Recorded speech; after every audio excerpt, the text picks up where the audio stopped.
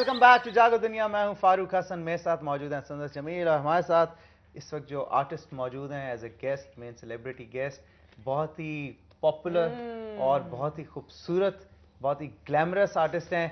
इससे पहले कि मैं आपका उनसे फॉर्मल तारुफ कराऊं, आपकी मुलाकात कराऊं, आपको उनका चेहरा दिखाऊं, मैं चाहूंगा एक छोटा सा पैकेज देखें, पैकेज देके वापस आएं। Stay tuned.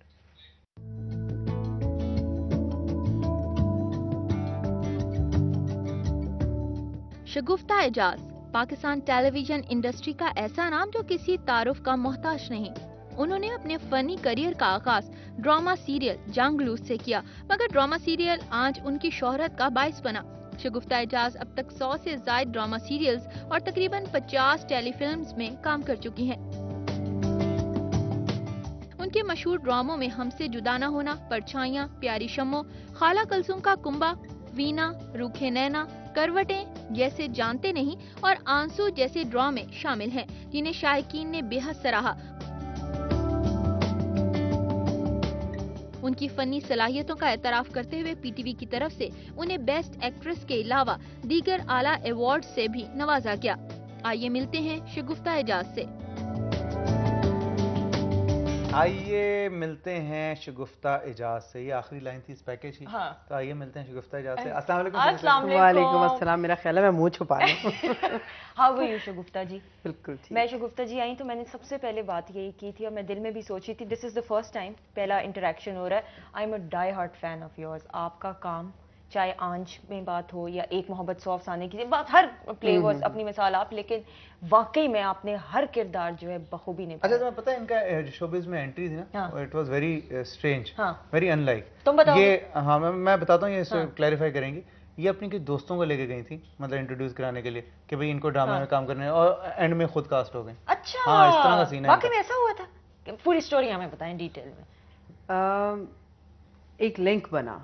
Actually there was this acquaintance जिनके काजिम पाशा साहब नेबर थे। तो चश्मा बनवाने गए वहाँ पे, तो पता चला कि वो अपने एक प्ले के लिए हीरोइन ढूंढ रहे हैं। आजकल बस अखबारों में भी पढ़ा कि जांगलूस की हीरोइन नहीं मिल रही, और बहुत से लोग, बहुत सी फीमेल्स जो वो रिजेक्ट हो चुकी हैं और वो कोई नया चेहरा ढूंढ रहे हैं। तो खैर उनके साथ मेरे जो भाई हैं उनकी सिस्टर इन लॉ थी। तो शी सेड कि प्लीज मुझे लेके जाएं, आप ही मुझे लेके जाएं। मैंने कहा अच्छा ठीक है। ऑडिशन के लिए तो उससे पहले एक फैशन शो किया था मैंने, जिसमें समेजो साहब थे chief guest. So he gave me model of the evening. Mohammad Bakhsh Samejo, मेरे भी उस्ताद हैं, अल्लाह उन्हें जन्नत में जगह दे।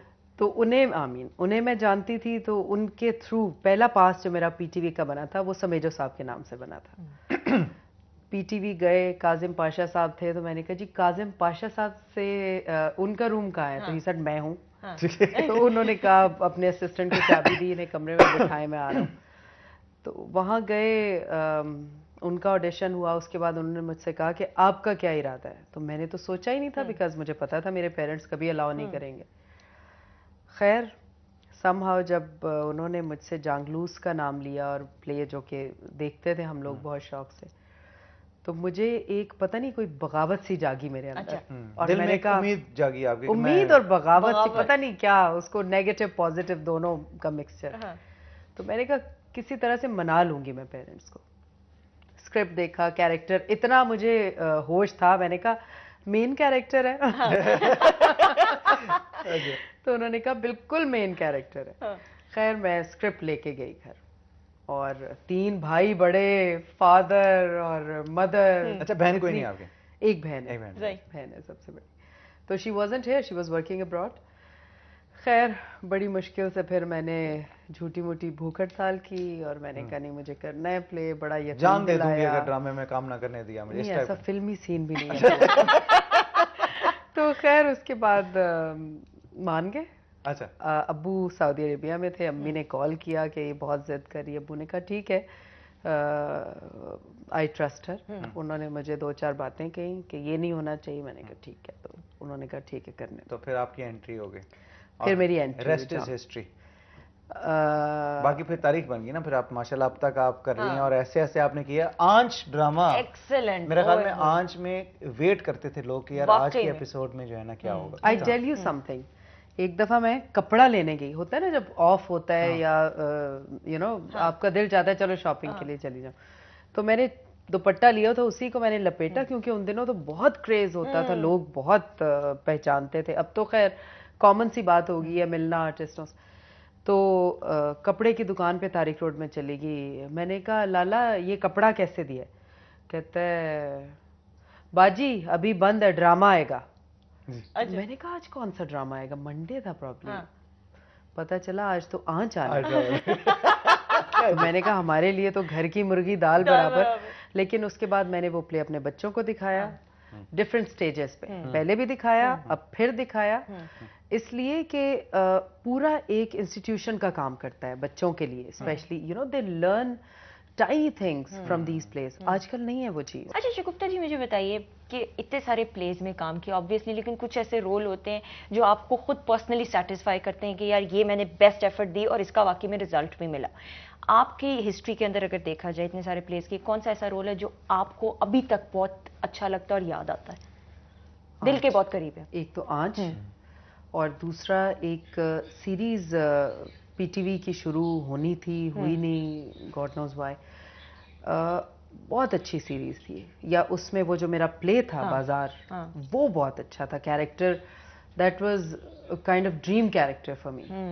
फकीरनी का रोल था, अंधी फकीरनी, लंगड़ा शौहर, और उनका एक बच्चा होता है जिसे वो एजुकेट करना चाहती है माँ, और वो दोनों भीख मांगते हैं और उसे स्कूल छोड़ के आते हैं, और बच्चा फिर शर्मिंदा भी होता है कि इस हुलिये में खस्ता हाल माँ बाप मुझे छोड़ने आ रहे हैं। तो वो एक सबक भी था और मुझे बहुत मजा आया। लव मैरिज थी, अरेंज मैरिज थी, सिलसिला क्या था?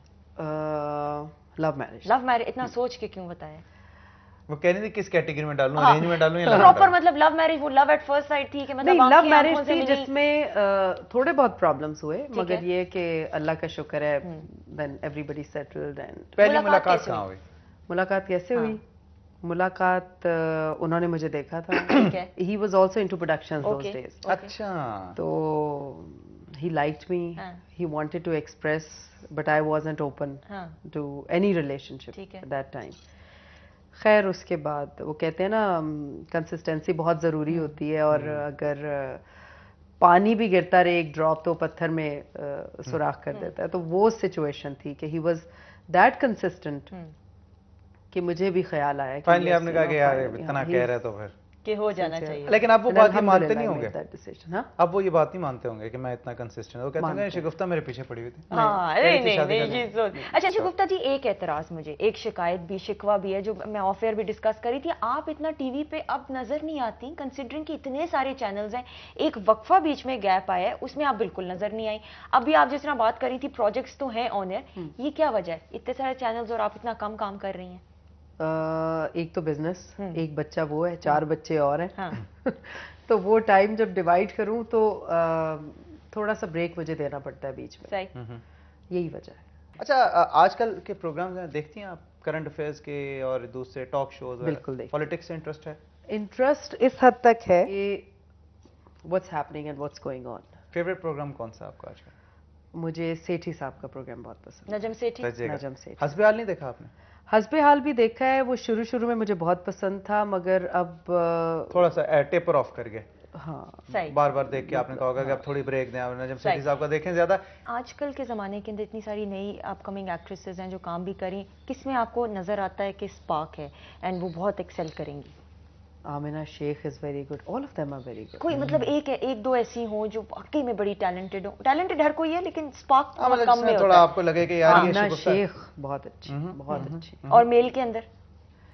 मेल में भी अब तो खैर फहद मुस्तफा नए नहीं रहे। हाँ।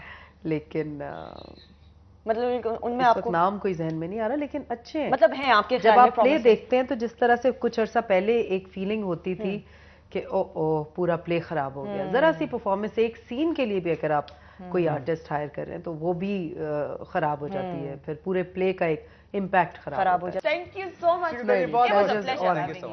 Thank you so much and very nice meeting you. Thank you. And you're very pretty, mashallah, I would say again. और इतनी अच्छी स्क्रीन पे नहीं आती। Thank you.